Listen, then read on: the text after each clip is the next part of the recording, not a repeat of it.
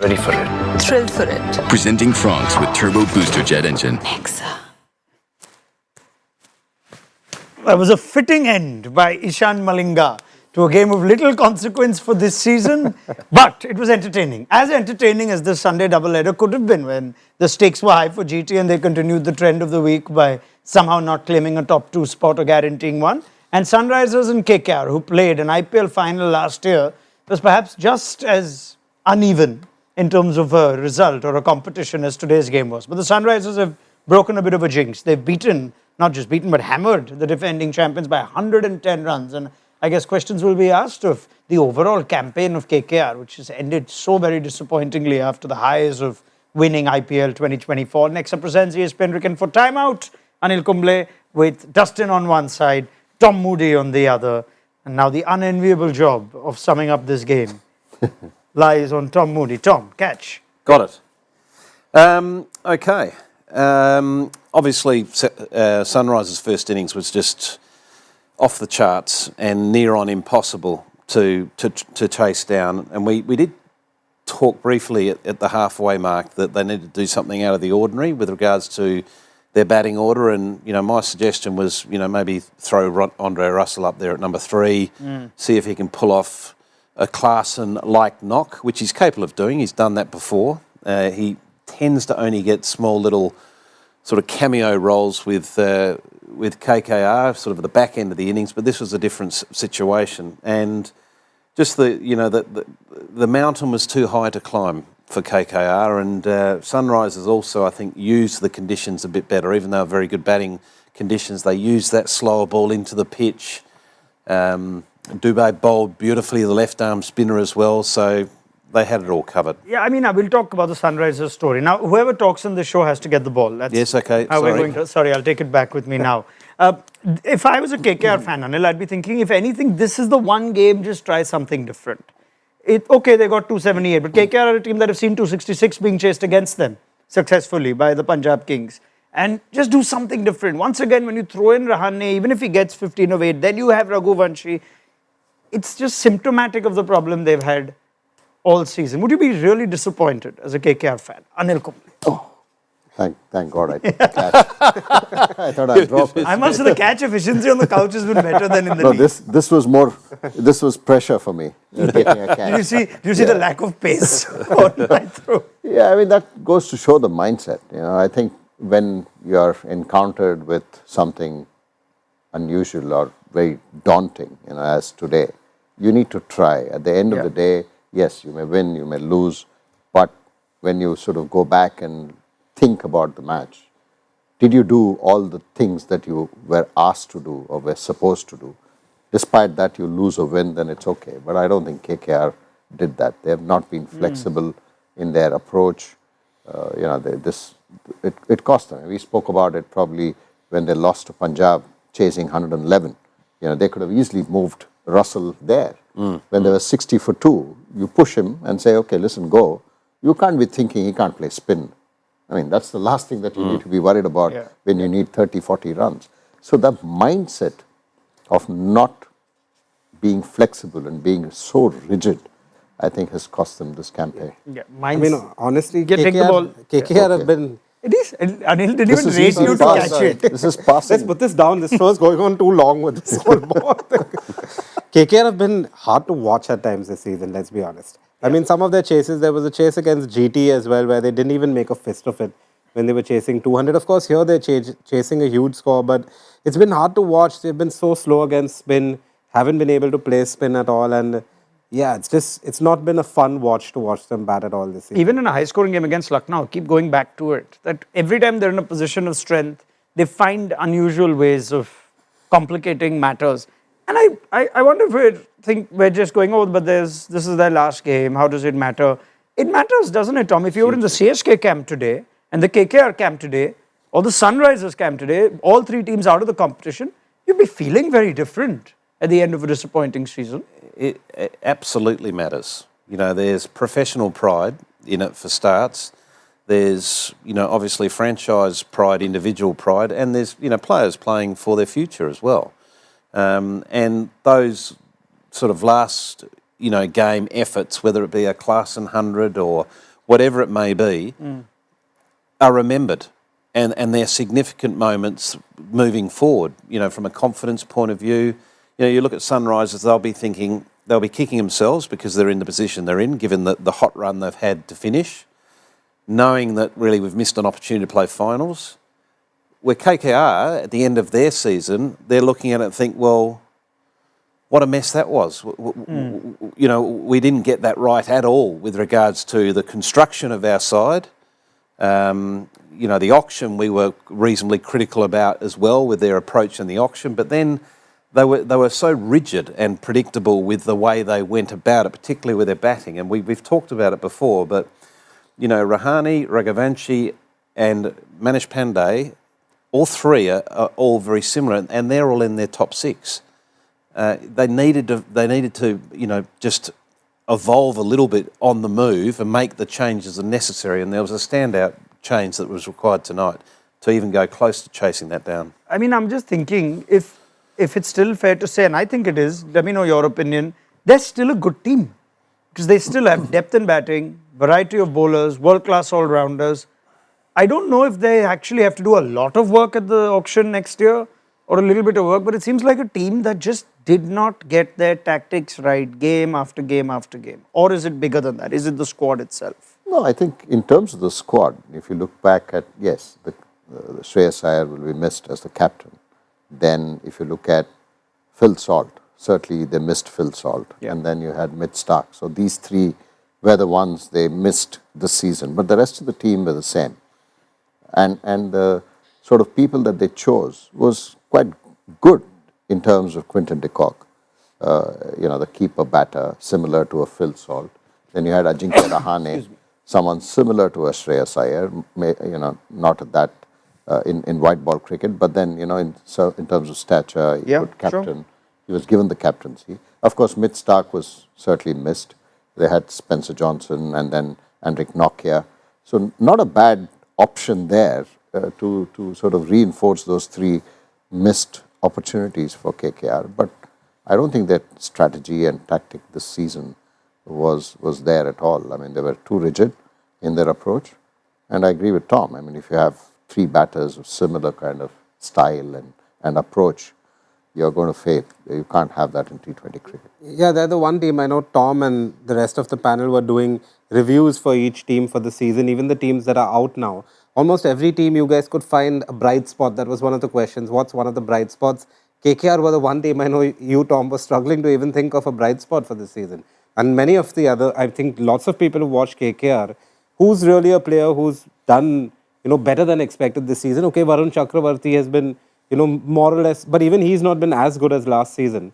It's tough to think of anyone who you would say, okay, at least that's one bright spot from the season for us. Yeah, Raghuvanshi to an extent, he did well with the opportunities that he got. The youngster will certainly be someone who KKR will look to keep. But other than that, not standout performers, no. Okay, I want to ask this question. Should Rane be captain next year? I think their first priority is to work out who is a potential option outside of Rahane before they make that decision, because it is such an important position and he is a good captain. He's got a lot of experience, but if they do settle with Rahane, they need to, in my view, sort out the predictability of their top order and get some more impact in there. And I know, that Salt is a big loss, but, Quinton de Kock has been a great player for a long time. But there's a very obvious trend over the last 2 years that he's in decline. And that's because he's not playing the cricket that he used to play, international cricket and just cricket in general. And you just can't, he just looks totally out of sorts. And he did the same with LSG last year. So they need to find a replacement at the top of the order to have that impact, and they also need to sort something out in that sort of 3-4 position to have someone that can come in with some sort of power to complement the Rahanes of the world. Weird part is that they named Venki Iyer as vice captain.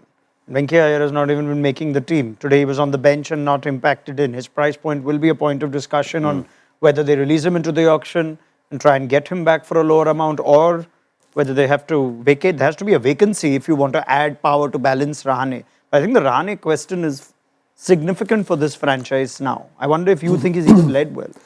I mean, they didn't have a choice, other than probably Venki Iyer.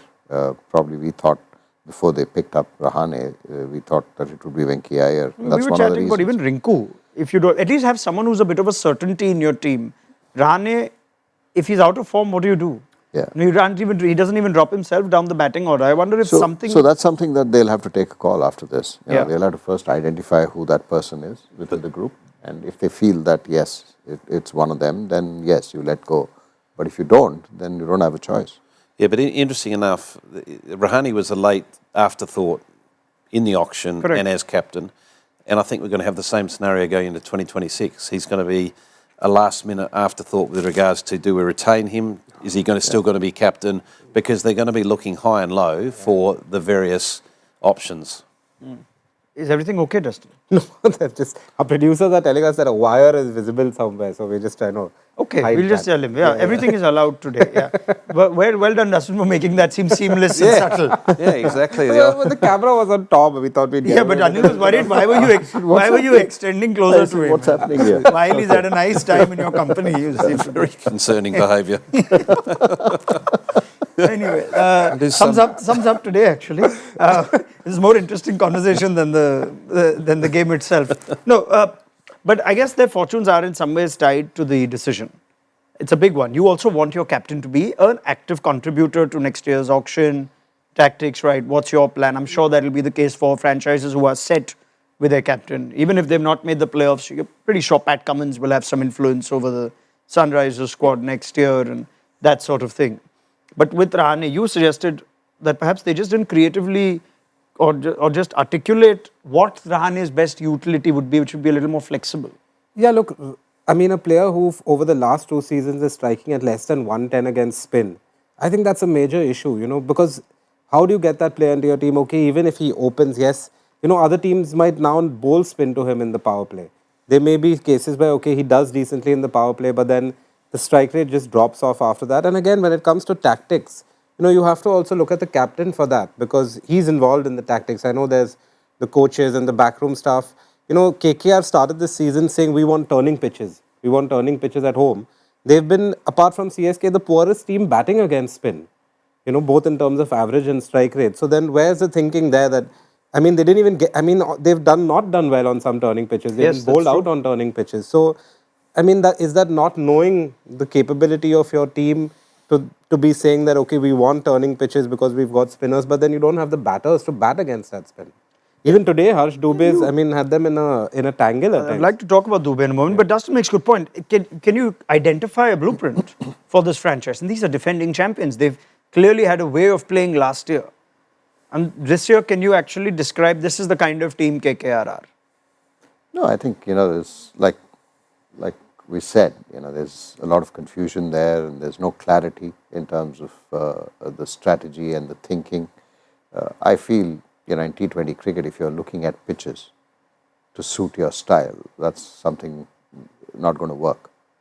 You're saying, every time you come, I'm going to have a turning pitch. It's not going to work. I think in a T20 game with that kind of lineup, you shouldn't be bothered about the surface because the flatter the surface, the better it is for the Rinkus and the Russells, and it's just about utilizing those. Yes, we can be critical of Ajinkya Rahane, but if you look at that batting lineup, he's the highest scorer, and nobody else contributed outside of Raghuvanshi to an extent. So it's not just about the captain or one player, but I think it's about a collective, sort of failure of some of the batters, which they didn't put their hand up. Anything to add, Tom? Yeah, look, to me, the big difference between this year and last year with this side is the opening pair, how they just absolutely blew teams away. And they were on par with both Head and Abhishek Sharma at Sunrisers. And the other part was that they set up the game for their spinners. So their spinners didn't have the same impact. Okay, the wickets weren't turning, but they're both very, very good spinners. Correct. And they just didn't have enough sort of wickets in that power play phase to be able to really take advantage of those spin overs. Let me go back to your point on the auction, and now there are comments coming in, and I know this is sometimes the hardest thing to look at the auction in hindsight. But for what you paid for a Venki Iyer, you could have got Salt and Stark both back. It's a question of understanding what's priority here. And did they somewhere, at least, it's hard for the franchises who have to retain a strong core. But perhaps it wasn't such a hard decision to say, I definitely want Phil Salt. We've seen how he's also given RCB that push this year. This is the kind of player that could impact you for the next 5, 7, 10 years. Did they miss a big trick there? Yeah, potentially. Or if they didn't go for Salt, get something that's close to that. And to me, Quinton de Kock, as I said previously, has been an outstanding player for a long period of time, but it's nearly he's past his due date at the moment. And that's how he's been playing in the last 2 editions of this IPL. Gurbaz has never really caught a light in the IPL. You see glimpses of, oh wow, this guy's going to be hard to pin down, but it comes and goes very quickly. Sun on the Rhine, we know, is going to be inconsistent because just the nature of his game. So, you know, that I thought was a poor selection around thinking that that was going to be a like for Phil Salt at the top of the order. And I don't think you can underestimate the influence of last year's captain. Yes. You know, not only his leadership and his calm, you know, approach out in the middle, but his contributions with the bat were significant, you know, on the back of, you know, a good opening pair. Okay, yep, fair enough. Some couple comments coming through on RCB did KKR dirty by inflating Venki Iyer's price. Well, it could have easily gone the other way. If Venki goes to RCB... No, you don't inflate prices going up to 23 crores. No, you don't, unless you seriously want him. It's funny though, and now there's not like, there's a lot of, you can predict that there'll be a lot coming through in next year's small auction. You know, just back on the Shreyas Iyer point, Shreyas Iyer was a captain who, as a batter, was willing to be flexible with his own position, willing to sometimes take a back seat, come in even as late as number 5, send Venki Iyer up ahead of him. And that hasn't happened this season. You've had a captain who has stuck to one spot throughout. Even in a game like this, he's not said, okay, let's send somebody else at number 3. And I think, you know, you look at what Shreyas is doing at Punjab, it's the same thing. He's letting Inglis go in ahead of him. I know the coach has a big say there probably, but I think that's where that is a really big miss to have a captain who's willing to make those calls. Very good, Dustin. All right, let's take some more comments that are coming through. Let's talk a little bit more about SRH. Now, we've spoken at length about Klaasen, Travis Head, and the regrets Sunrisers would have on our mid-show, and we have discussed their overall season. Tom's made the point of them needing to adapt when surfaces are a little more challenging. But how about we spend some time on Harsh Dubey? He's got a 3-for-year replacement player. This looks like the theme of replacements. CSK are certainly holding on to all their replacements. Are you seeing something quite skillful in Harsh Dubey, Anil Kumble? Yes, I did speak about the importance of an experienced spinner for SRH, you know, before the start of the game. In the pre-show, we spoke about Zampa, missing out on Zampa there. But I think Harsh Dubey is someone I think will probably fit that. He certainly has the skills. He's done exceptionally well in domestic cricket. And there's that fizz about, you know, when he bowls. You can see that. If you may just give Anil that. On a serious note though, when you see a left-arm spinner release the ball, you're already making a certain judgment of praise. Yeah. What is it about Harsh Dubey? He's giving it a tweak. That's the start. And when you do that, you certainly get a bit of drift. And more importantly, it goes off the surface that much quicker. And that's something that we see in Harsh Dubey. It's not just about tossing the ball up. People think that, you know, when you're looking to spin the ball, he gives it a proper tweak. And even when you're pushing it, or when you're looking to bowl faster, you still need to give it a bit of a rip. You can't just, you know, just bowl like how you would, the trajectory needs to be flatter, but then you're still giving it a good rip. So that's what gives you the dip. And you know, today when he got Ramandeep out and also Andre Russell, that was, you know, he beat them with pace, and not just the turn or with, you know, with Russell it just came back with the arm, but it beat them with pace, and that's what you want from a spinner. That ball to Andre Russell. Yeah, oh look, it's an absolute peach. One thing I've observed, and Anil's a hell of a lot more qualified than I am talking about spin, but one of the things I've observed with him is when he changes his pace, he doesn't lose the integrity of the shape of the ball, so he's still got overspin on the ball. So when he's looking to bowl it quicker, he's still got that overspin on the ball, Therefore, the ball then drops, and as Anil says, it really kicks off the surface, spins off the surface. A lot of spinners, when they're under pressure and they're looking to bowl it a bit quicker, they lose that integrity of the ball where you've got the seam coming up over the top.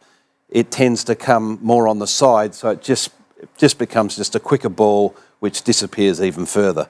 So it's how the ball arrives onto the pitch is the most important thing. And his arrival, the ball's arrival, is always got a really nice shape to it and dip to it with the change of pace. So therefore, from a batting perspective, it's a lot harder to judge to just to stand and hit the ball out of the ground. Early days, but liken him to someone for me, a spinner of reputation.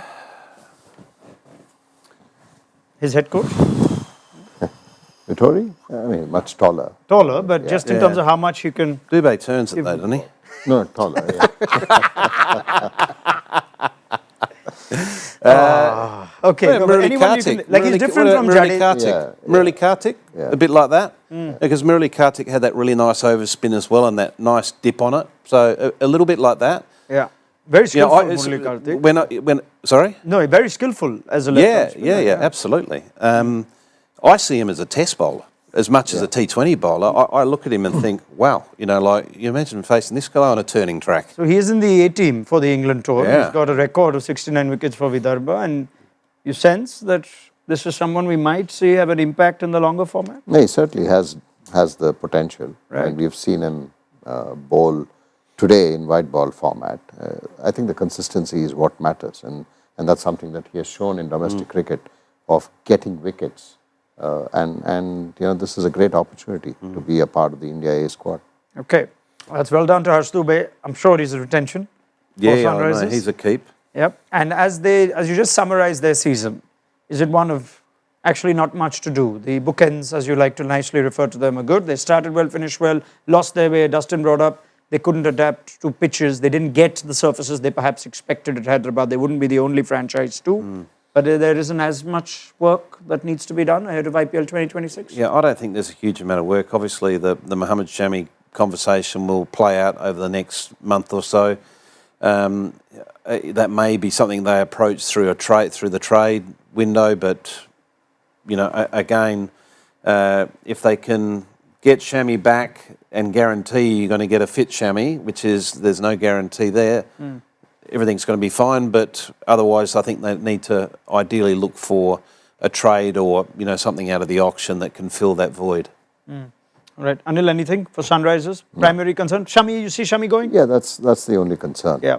Yeah, Ishan, fit I think, Shami- has done enough. Fit Shami, you would want him, but you know, if he's not ready, then you would like to sort of look at options. Yeah, I'm trying to think if the trade window is a way to go. If some other franchise can do with a Shami type of bowler, strong power play bowler, and they can get someone with more defensive skills, or I'm trying to think at the top of my head.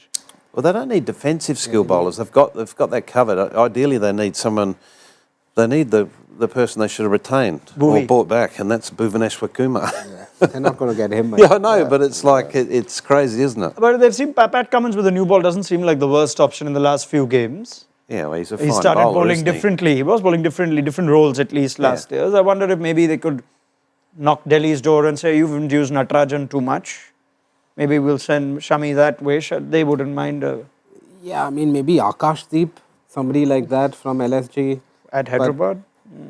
Yeah, I don't know. Anyway, this is not our job. I'm just trying to see if someone can come up with It is our job to talk about it. There was actually some trades suggested on the comments, which was, how about GT and KKR talk about Russell that way and Rabada this way? GT could do with all-rounders and Then you have to figure out KKR. a spot for the overseas player if Zampa is going to be a part of that. No, this is KKR GT. Oh, okay. KKR, back on KKR. So there are suggestions on trades, and you have to look at high-profile trades, right? I mean, it's got to be something that benefits both teams. So do we sense a Shami in a trade or a Shami at the auction or any other smart trade? You see Russell staying at KKR? That's perhaps a conversation worth having. Yeah, I can't see him. I can't see him going. You know, retained player. Returns have been underwhelming, even though his use hasn't been Yeah, his great. use hasn't been great though. See him stay. Yeah, I think he'll stay. I think he's a KKR man, and I don't see him going. Okay. Yep. Dustin, anything to add? No, I don't think. I mean, I think Russell will be at KKR next season. Okay, on that note, we wrap it up for this particular game and we wait to see how KKR and Sunrisers respond to a disappointing season, perhaps more disappointing for the defending champions than the team that they actually beat this time last year. It's time to also say a big thank you to Anil Kumble, who's been with us for a long time this season. I'll always enjoy you here and look forward to your it was wonderful. It was wonderful to be a part of this panel and certainly not just expressing my views, but also learning on the go as well. So it was wonderful. Thank you. I'm sure he's speaking more to how much you taught him, Tom, than Dustin and myself. No, we will learn. Maybe Dustin, certainly not yourself. We've got our own little comedy show planned, you and me. Yes, absolutely. Right. Thank you very much, gentlemen. In fact, I can tell you that we have excused the rapid fire review today, but I will ask you for a top 2 prediction, given what happened in the afternoon. We're doing these every day now. Well, just go for it. Well, every day teams are letting us down. Nobody wants to finish in the top 2. And Mumbai Indians will be sitting back tonight, smiling in Jaipur. They probably get to the ground 2 hours before or something tomorrow. And let's find out what the top 2 will look like. You want to look at the points table? I can just tell you that it's there for MI. If they win, they're going to be in the top 2, regardless of what happens between LSG and RCB. Punjab Kings would like to spoil that and claim a top 2 spot for themselves. Which could even see GT drop out of the top 2 after being in such a good position to nail it. So, top 2 come to the last 2 games of the IPL league phase. Dustin. MI and RCB. Both to win on the next 2 days. Anil Kumble. I think with the trend that's going along, and then with Tom sort of staying with that trend, and he's sort of leaning me also towards that. I think I'll probably go with GT and MI. GT and MI. So Lucknow to Lucknow, win. to do what CSK did to a GT. Oh, Yeah, Tom. that's me. Same.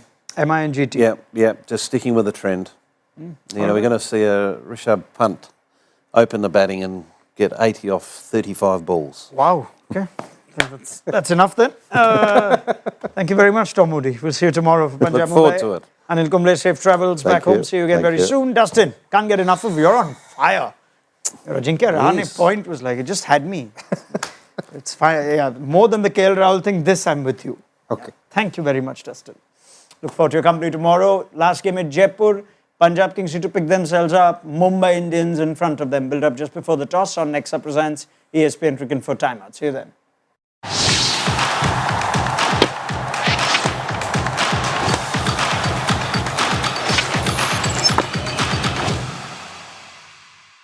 Ready for it. Thrill for it. Presenting Franks with Turbo Booster Jet Engine. Nexa.